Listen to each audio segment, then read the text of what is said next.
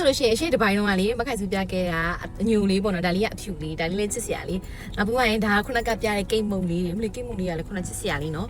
မတိလိုက်သေးတယ်ဆိုတော့ရှေ့ဗီဒီယိုလေးကြည့်လိုက်နော်ဒါလေးအပိုင်းနှစ်မလို့ခရမီယိုလေးဒါလေးကကော်သားလေးဒီလားကော်လေးဒါအမွေးပွားမှာတကြိုးလေးနဲ့ကွယ်အရင်ချက်ဖို့ကောင်းတာပဲမကြည့်အောင်ဒါလေးတစ်ခုလောက်တော့ကားမှာချိန်အောင်မယ်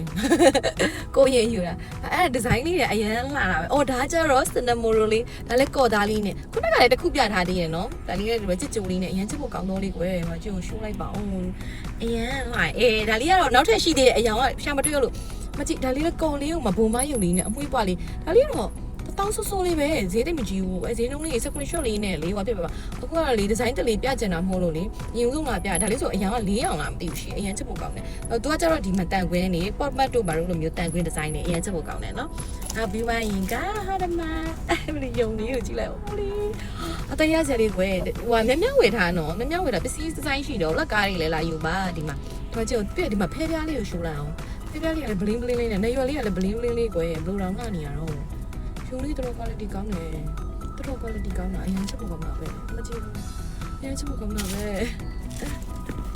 ဝမ်ဒါလေးကတော့နီးပြတဲ့ပန်ဒါလေးကတော့သိမယ်မခိုင်စုကားတော့ချိတ်ထားတယ်ဆိုပြီးပြတဲ့ဟာလေးပေါ့နော်ဒါလေးကဒီမှာပြေးတဲ့ဟာလေးခဏလေးပြပေးတော့ပြေးတာလေးမနေ့ပြေးပြ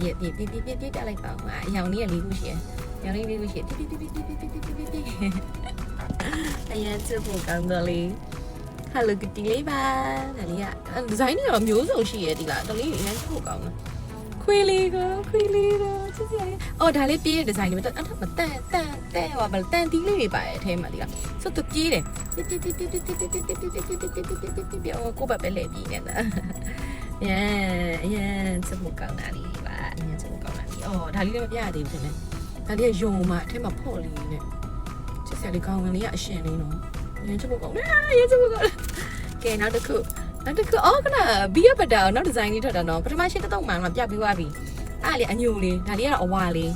ကဲကိုမကြည့်တော့ဘူးဖာလေး surprise ပါနော်